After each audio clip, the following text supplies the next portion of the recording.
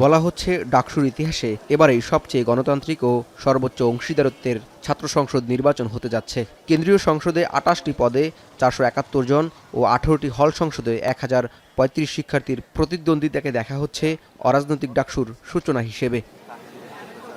ডাকসুর এই নতুন সূচনায় হল সংসদেই প্রধান অনুঘটক হিসেবে কাজ করবে বলে মনে করছেন ভোটাররা।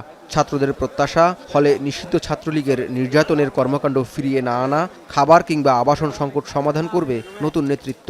রাজনৈতিক ও মতাদর্শের ঊর্ধ্বে উঠে সবার নিরাপদ জায়গা হবে ঢাকা বিশ্ববিদ্যালয়। পলিটিক্স থাকুক বা না থাকুক, আমি সেই প্রশ্নে যাব না, সেই উত্তরে যাব না। আমার কথা হচ্ছে থাকলেও সবার মধ্যে যাতে একটা সহানুভূতি, সবার মধ্যে যাতে একটা সৌহার্দ্যপূর্ণ ব্যবহার আচরণ আমরা যাতে লক্ষ্য করতে পাই।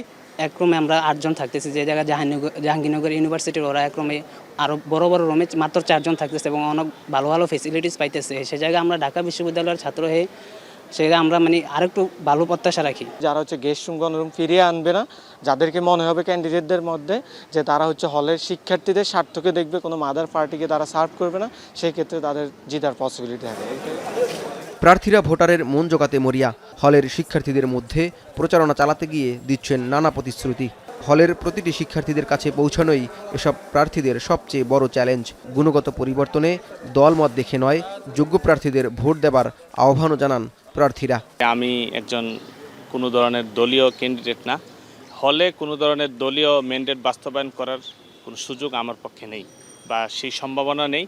আর শিক্ষার্থীরা চায় যে কোনো দলের যেন পারপাস হলে শিক্ষার্থীদের সার্ভ করতে না হয়, গেস্ট রুম গণরুম যেন ফিরে না আসে।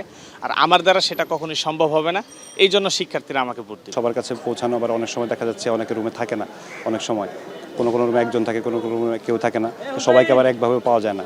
তো সেক্ষেত্রে সবার কাছে মোবিলাইজ করার জন্য, সবার যে আকাঙ্ক্ষা সেটা জানার জন্য সবাইকে একসাথে পাওয়া যাচ্ছে না।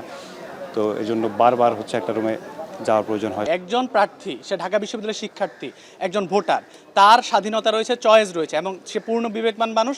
সে সঠিক ব্যক্তি বা সঠিক প্রার্থীকে বেছে নিতে পূর্ণ ক্ষমতা রাখে। এদিকে বাদ জুমা বিভিন্ন হলে প্রচারণা চালায় কেন্দ্রীয় সংসদের প্রার্থীরা।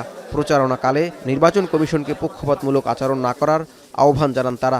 নানাজন আচরণবিধি লঙ্ঘন করছে, তো নির্বাচন কমিশন তাদের বিরুদ্ধে কোনো সুস্পষ্ট অবস্থান না নেওয়ায় শিক্ষার্থীদের মনে এক ধরনের আশঙ্কা তৈরি হয়েছে। সেই আশঙ্কা আমাদের মধ্যেও আছে। যতগুলো ভোট কেন্দ্র রাখা হয়েছে সেই ভোট কেন্দ্রের মধ্য দিয়ে যদি তাদের সর্বোচ্চ এফিসিয়েন্সিও তারা প্রয়োগ করেন, 20,000-এর বেশি ভোট পড়বে না। আমরা আমাদের জায়গা থেকে, আমাদের ঐক্যবদ্ধ শিক্ষার্থী জোটের জায়গা থেকে আমরা সবসময় দায়িত্বশীল আচরণ করছি, আমরা সবসময় প্রফেশনাল আচরণ করছি। তো অন্যান্য যারা প্রার্থী আছে আমরা তাদেরকে অনুরোধ করব তাদেরকে দায়িত্বশীল আচরণ করার জন্য। আমরা কোনো অভিযোগ দিতে চাই না, অভিযোগের দিকে যেতে চাই না। আমরা একটি সুন্দর, সুষ্ঠু, একটি গ্রহণযোগ্য নির্বাচন আয়োজনের পথে আমরা সম্মিলিতভাবেই হাঁটছি। ডাকসু ঘিরে প্রার্থীরা যেমন ক্যাম্পাস পরিবর্তনের প্রতিশ্রুতি দিচ্ছেন, তেমনি ভোটাররাও তাদের প্রত্যাশার কথা তুলে ধরছেন। জাওয়াদ মাহমুদ, এখন, Dhaka. Colour expert, George sap এবং মাইল্ড অন হ্যান্ডস টেকনোলজি সমৃদ্ধ অরিক্স ক্রিস্টাল ওয়াশ, আপনার লন্ড্রি এক্সপার্ট।